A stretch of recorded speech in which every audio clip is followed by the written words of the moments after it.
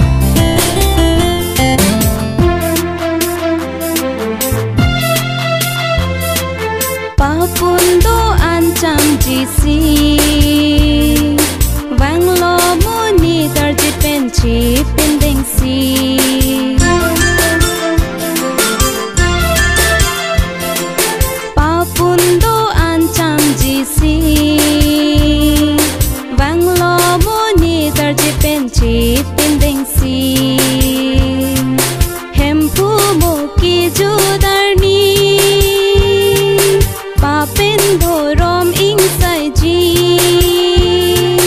hem phu mo ki ju dar ni pa pen tho rom ing sai ji chini ne per the amoni ke chini ne nang akang hon ke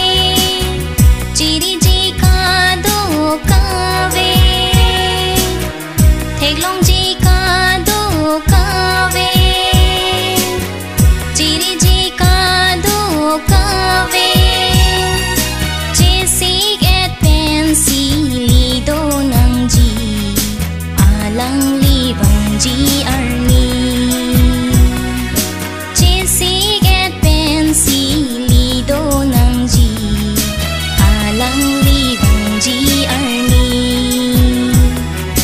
rib rib to mon so wang jir so lang so kili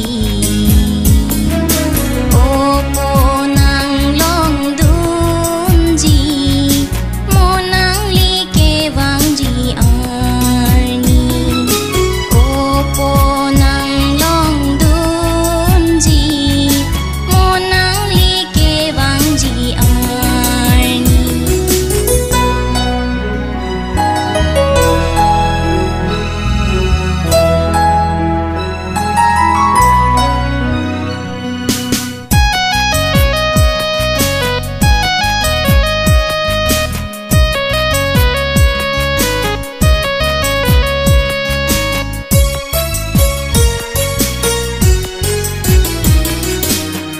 do de lo kang ting ara jisu ne hang lo the ang ara ni do de lo kang ting ara jisu ne hang lo the ang ara chini non ka do ka ve arjunon ka do ka ve chini non ka do ka ve arjunon ka do ka ve nang ning chi rui non pap ang bong pen jisu a phan le chi ki thip non nang ning chi rui non pap ang bong pen jisu a phan le chi ki thip non rib rib to mon so wang jir so lang so kili opo nang long dun ji mo nang li ke wang ji arni opo nang long dun ji mo nang li ke wang ji arni mo nang li ke wang ji arni mo nang li ke wang ji arni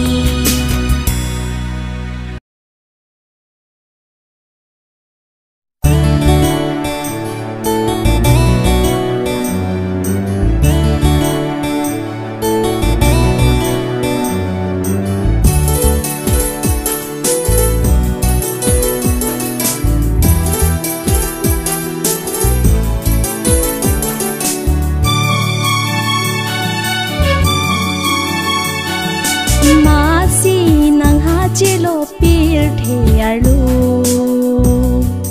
la kem pu Jesu Kristo Masi nang hachilo long hong alu la kening sam are cho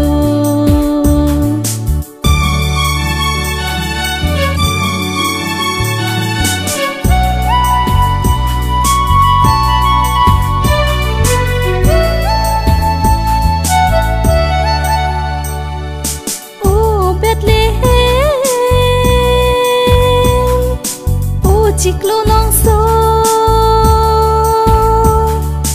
oh Bethlehem oh chiklo long so dam bom lang le liti kha I hem puang no ingdo kardom ninga rong pen ro dam bom lang le liti kha I hem puang no kardom ninga rong pen ro masi nang ha chelo pir the adu la ke hem pu Jesu Kristo masi nang ha chelo long hong adu la ke ning sam are cho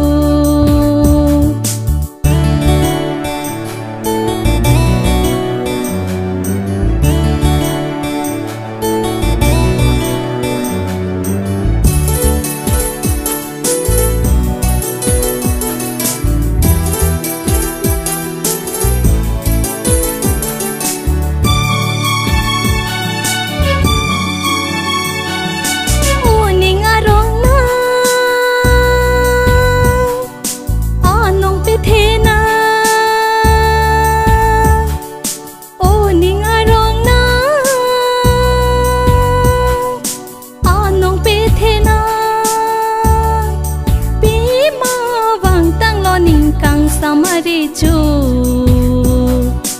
induk ardom ninga rong pen ro pi ma wang tang lo ning kang samari chu induk ardom ninga rong pen ro ma si nang ha chelo pir the arlo la ke hem pu Jesu Kristo ma si nang ha chelo long hong alo la ke ning sam